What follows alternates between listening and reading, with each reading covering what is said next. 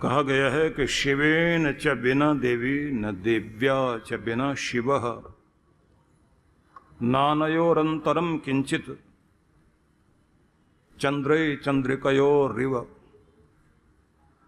कि बिल्कुल उसी तरह से शिव और शिवा अलग नहीं है जिस तरह से चंद्रमा से उसकी चंद्रिका को, चांदनी को, उसकी ज्योत्सना को दूर नहीं किया जा सकता। इसलिए भगवान शिव के स्वरूप को जब हम देखते हैं तो अर्धनारीश्वर वाला रूप दिखाई देता है, जिसका मतलब होता है कि दोनों को अलग नहीं किया जा सकता।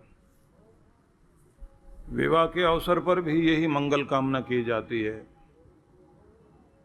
कि गौरी शंकर की तरह से इनकी जोड़ी सदैव सलामत रहे।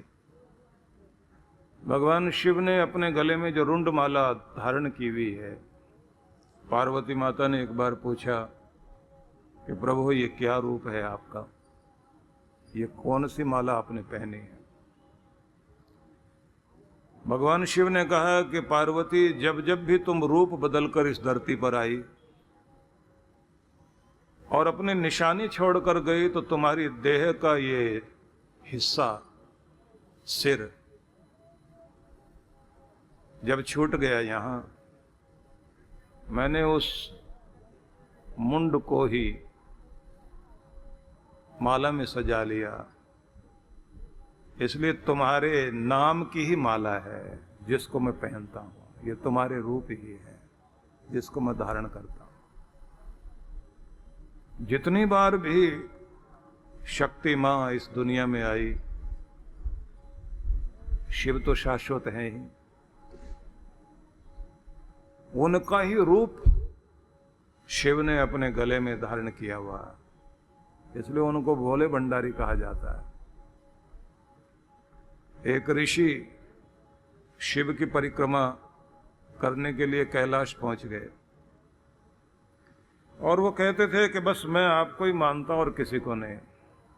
तो शिव पार्वती दोनों बैठे हुए थे, वो बीच में से पार करके परिक्रमा करना चाह रहे थे, बस शिव ही चाहिए और कोई नहीं।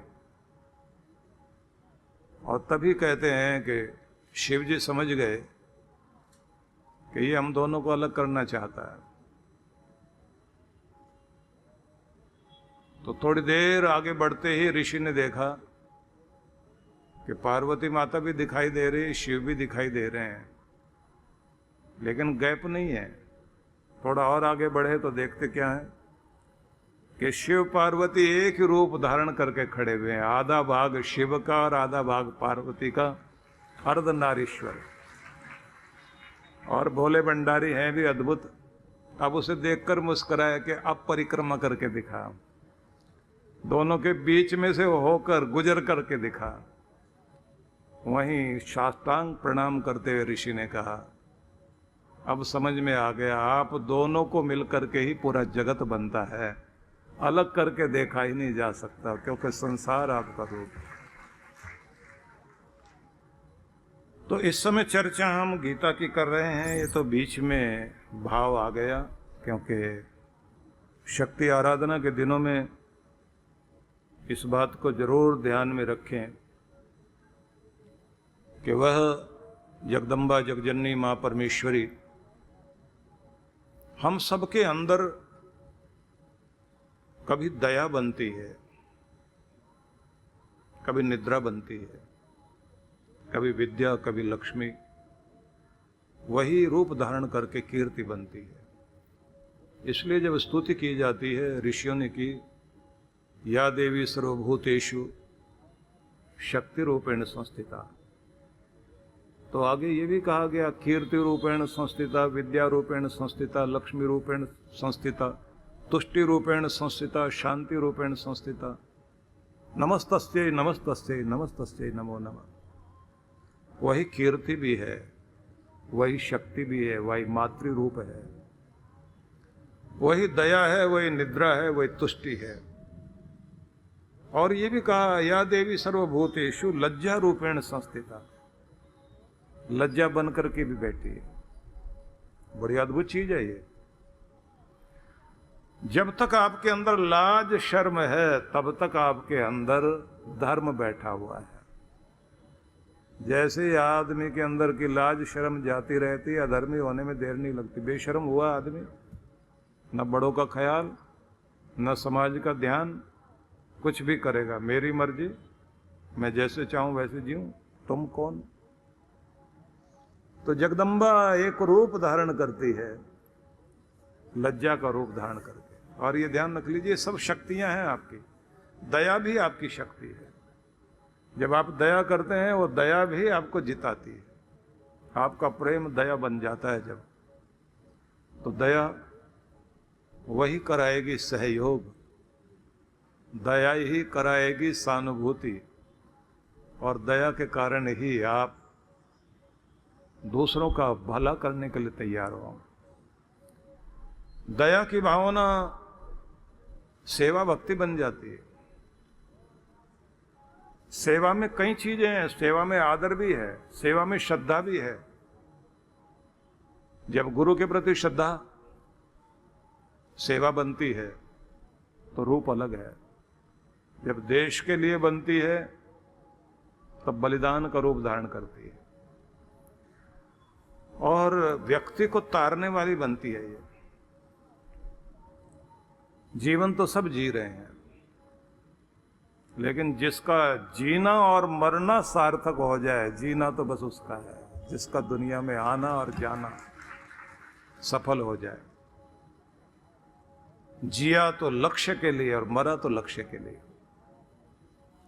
उद्देश्य के साथ जीता हो और उद्देश्य के लिए मरता हो, जन्म तो उसका सार्थक है। नहीं तो आए और गए।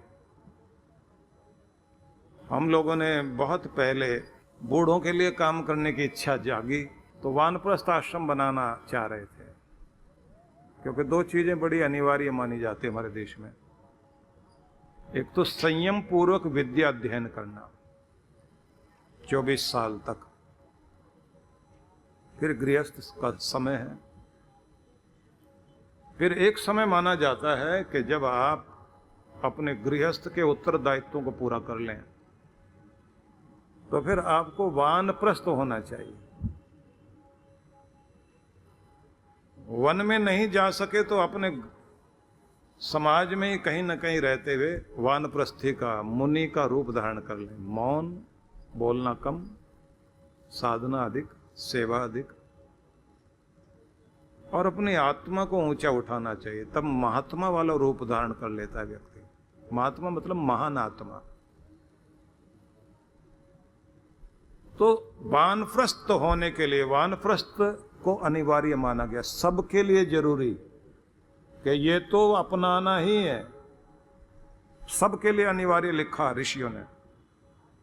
संन्यास ग्रहण करना और गृहस्थ होना, विवाह करना, इसको कहा योग्यता के अनुसार होना चाहिए।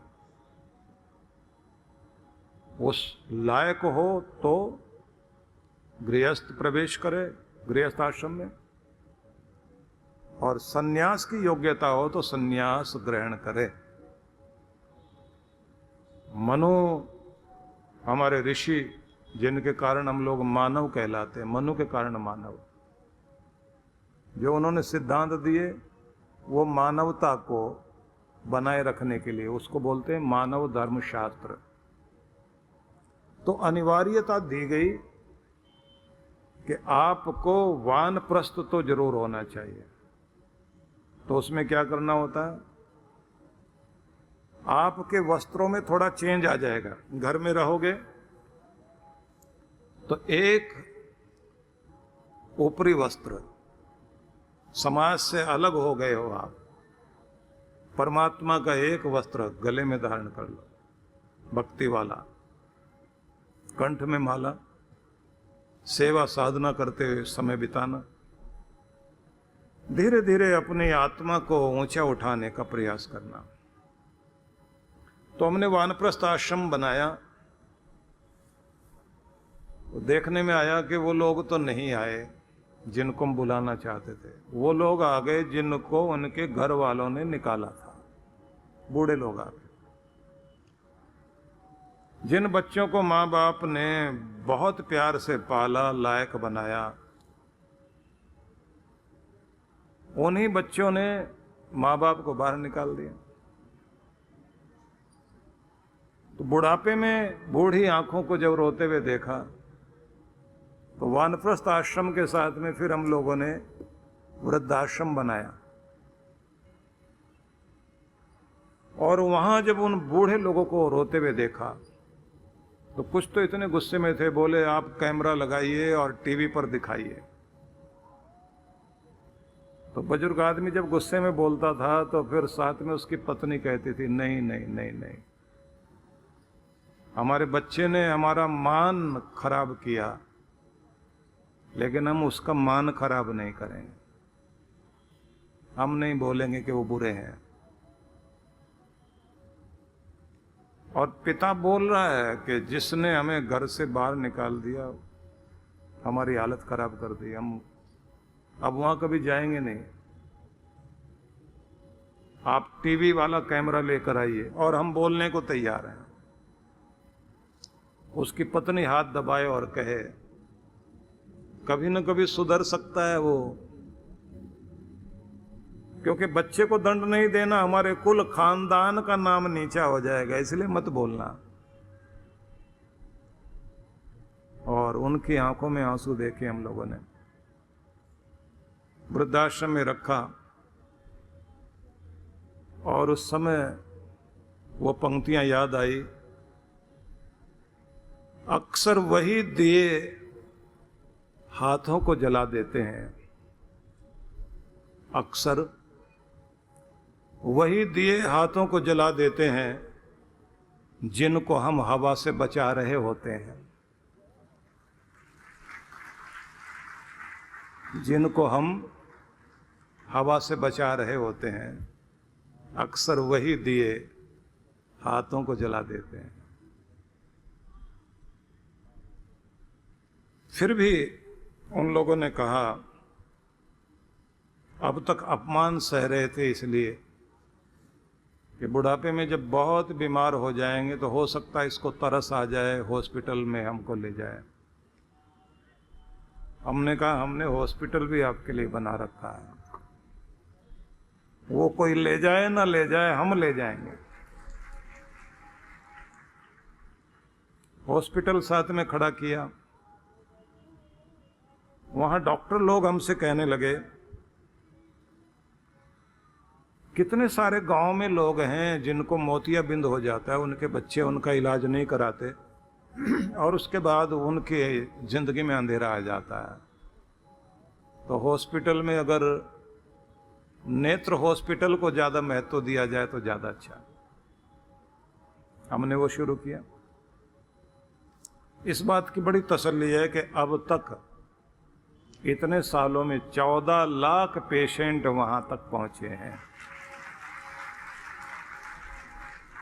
सेवा करके आपको अपने आप अच्छा लगता है। तो जगदम्बा माँ दया बनकर आपके हृदय में बैठी हो और आप जब सेवा करेंगे ना तो आप में सामर्थ्य नहीं होता, ये सामर्थ्य बनाती है माँ जगदम्बा, भगवान, और वही आपके साथ लोगों को जोड़ भी देती है। इसलिए हम लोगों ने व्यवस्था रखी कि आओ, देखो और साथ जुड़ जाओ। जब वृद्धाश्रम बनाया तब भी यही हुआ, और जब हम लोगों ने गुरुकुल बनाया तब भी यही हुआ। जब हमने अनाथ बच्चों के लिए काम शुरू किया, 2 अनाथालय बना दिए, तब भी यही हुआ। और जब झुग्गी झोंपड़ी में रहने वाले और कूड़ा कचरा बीनने वाले, भीख मांगने वाले 1000 बच्चों के लिए ज्ञानदीप विद्यालय खोला, तब भी यही हुआ कि लोग आते गए अपने आप और साथ आकर खड़े होते गए कि आओ काम करो। हाँ, गौशालाएं हम लोगों ने 6 बनाई, लेकिन इन 4-5 सालों में मैंने देखा कि गौशाला में ज़्यादा रुचि लोगों की जागी है। उससे पहले हम लोगों को चलाने में बहुत मुश्किल होती थी, अब लोग आते हैं, थोड़ा परिवर्तन तो आया। लेकिन मैं आपसे निवेदन करना चाहता हूं कि आयु के उस भाग में जब आप अपने बेटे के बेटे का मुंह देख लें बस आप दादा दादी बने, नाना नानी बने। अब तप करने का समय शुरू हो गया। अब घर गृहस्थी में रहते हुए आप अपने आप को बहुत ज्यादा इतने आसक्त मत कर लीजिए कि वहीं फंसे रहें। देखा है उन लोगों को जो लोग घर गृहस्थी में उलझते उलझते मोह माया में आते आते उस जगह पहुंच जाते हैं कि जब घर के लोग उपेक्षा करते करते उनको रुलाने लग जाते हैं और उनका ध्यान फिर भी परिवार में ही लगा रहता है। और फिर एक समय ऐसा आ जाता है, इतने इतने दुखी लोग देखे मैंने। बुढ़ापा खराब, बच्चों से कुछ बोल नहीं सकते, हाथ नहीं फैला सकते, जरूरत है। उन लोगों को देखा जिनके अपने बहुत बड़े कारोबार थे, बड़े दान पुण्य करते थे। एक बार जब उनके लिए गौशाला के लिए सहयोग मांगने गए लोग, वो रोने लग गए सज्जन। बोले जब तक मेरा राज चलता था सब कुछ ठीक था, जब से लाड़ प्यार में आकर सब कुछ बच्चे को दिया, अब तो वो दवाई के पैसे भी गिन के देता है और उसकी पत्नी जैसा ड्रामा करती है वैसा वो मान लेता है। अब मैं अपने घर से आपको खाली ही लौटा सकता हूँ, इसके सिवाय मेरे पास कुछ नहीं। परम पूज्य सद्गुरुदेव श्री सुधांशु जी महाराज के पावन सानिध्य में गुरु पूर्णिमा महोत्सव 15 एवं 16 जून 2024 पंचकुला हरियाणा। कार्यक्रम की रूपरेखा सत्संग 15 जून, समय सायं 5 से 7 बजे, चरण पादुका पूजन, गुरु दर्शन एवं आशीर्वचन। 16 जून, समय प्रातः 9 से 12 बजे, स्थान शिवधाम आश्रम पंचकुला। आयोजक विश्व जागृति मिशन पंचकुला, चंडीगढ़ मोहाली मंडल। संपर्क सूत्र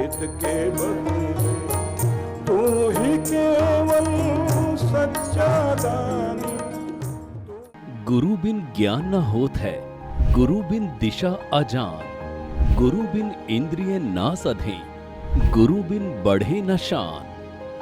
जीवन का पथ जहां से शुरू होता है वो राह दिखाने वाला ही गुरु होता है। गुरु ही वो शख्स हैं जो आपके और परमात्मा के बीच बांध का काम करते हैं और आपको उनसे साक्षात्कार करवाते हैं। हम ऐसे प्यारे गुरुवर को शत शत नमन करते हैं।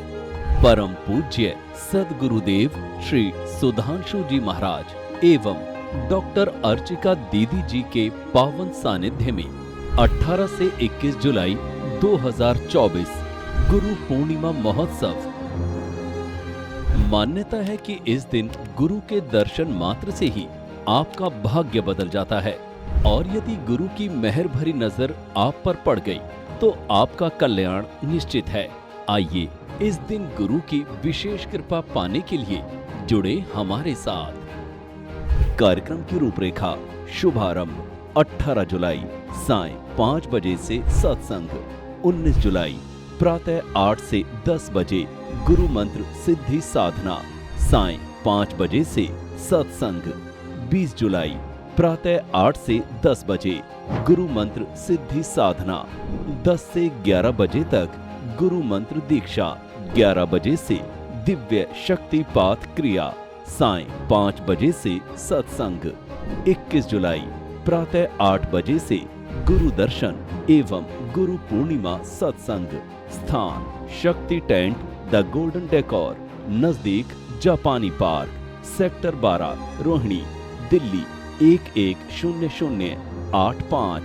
आयोजक विश्व जागृति मिशन।